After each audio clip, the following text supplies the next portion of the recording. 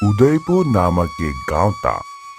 उस गांव में सरला और राजू नाम के दो पति पत्नी रहते थे।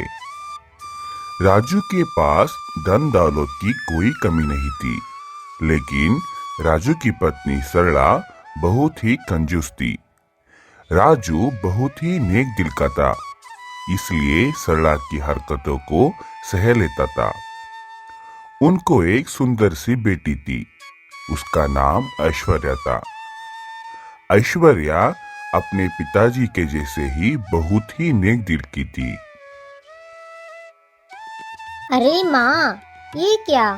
आज भी तुम बैंगन की ही सब्जी बनाने वाली हो? हाँ, लेकिन तुम ऐसा क्यों पूछ रही हो? माँ, 2 दिन से घर में यही सब्जी तो बन रही है। आज कुछ अलग सब्जी बनाओ ना माँ। ऐश्वर्या, ये बैंगन तो हमारे बगीचे में उगाए हुए हैं और दूसरे सब्जी लाने के लिए बाजार जाने पड़ेगा। इतना समय कहाँ है बेटी? भाग्यवान, मैं अभी बाजार जाके दूसरी सब्जी लेकर आता हूँ। आप चुप करो जी। बाजार जाके खर्च करने की कोई जरूरत नहीं है। हम सब बैंगन की ही सब्जी खाएंगे। पिताजी, कुछ नहीं कर सकते गुड़िया, चलो यही सब्जी खा लेंगे। तुम्हारी माँ को कौन समझा सकता है भला।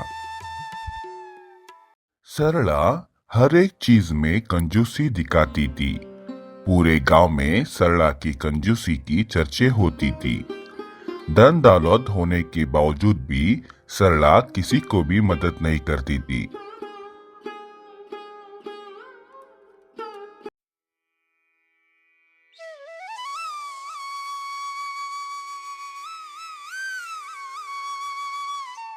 सरला, ऐश्वर्या अब बड़ी हो गई है, हमें अब उसकी विवाह के बारे में सोचना होगा।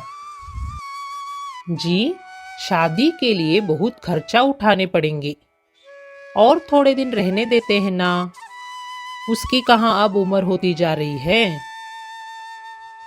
खर्चा तो अभी भी होगा और बाद में भी होगा, लेकिन शादी तो उसकी करनी ही पड़ेगी ना। और थोड़े दिन से तो महंगाई और बढ़ेगी। इनकी बात भी सही है। महंगाई बढ़ेगी तो खर्च बहुत होगा। हाँ हाँ, ठीक है जी। आप उसकी शादी की बात पंडित जी से कीजिए। राजू सरला की बात सुनकर बहुत खुश हो जाता है और पंडित जी से ऐश्वर्या की शादी के बारे में बात भी करता है। कुछ दिन बीत जाते हैं, लेकिन ऐश्वर्या के लिए कोई रिश्ता जम नहीं रहा था। सारे रिश्ते तुम्हारी माँ की हरकतों की वजह से टूट रही है। इसकी कंजूसी की चर्चा तो आसपास के सभी गांव वाले कर रहे हैं। इसकी कंजूसी की वजह से कोई हमारे घर से रिश्ता भी जोड़ना नहीं चाह रहे। अब क्या करूं, मुझे कुछ भी समझ नहीं आ रहा। पिताजी, अब आपको कुछ तो करना ही पड़ेगा। दिन प्रतिदिन माँ की कंजूसी और भी बढ़ती ही जा रही है।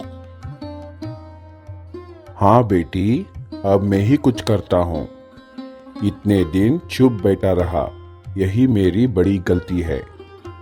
बेटी चलो, आज हम बाहर खाना खा के घर लौटेंगे। हाँ पिताजी, चलिए, मुझे भी बहुत भूख लगी है। राजू और ऐश्वर्या दोनों भरपेट खाना खा के घर लौट जाते हैं। जी, आप आ गए। जल्दी से राशन दीजिए, खाना बनाती हूँ।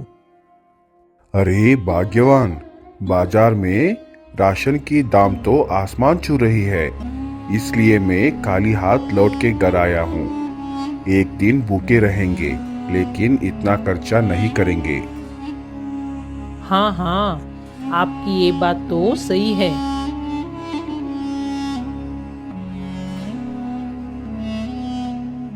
दूसरे दिन भी राजू और ऐश्वर्या दोनों बाहर पेट भर खाना खा के सड़ा के लिए बिना राशन खरीदे घर लौट जाते हैं और पूछने पर फिर से वही उत्तर देते हैं।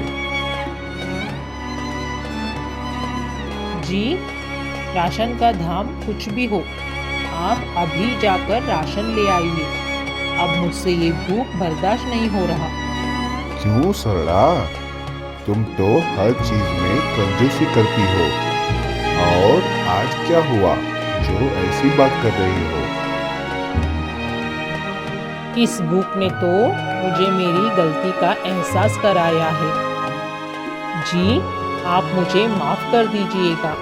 मैं आगे से ऐसी गलती कभी नहीं करूंगी।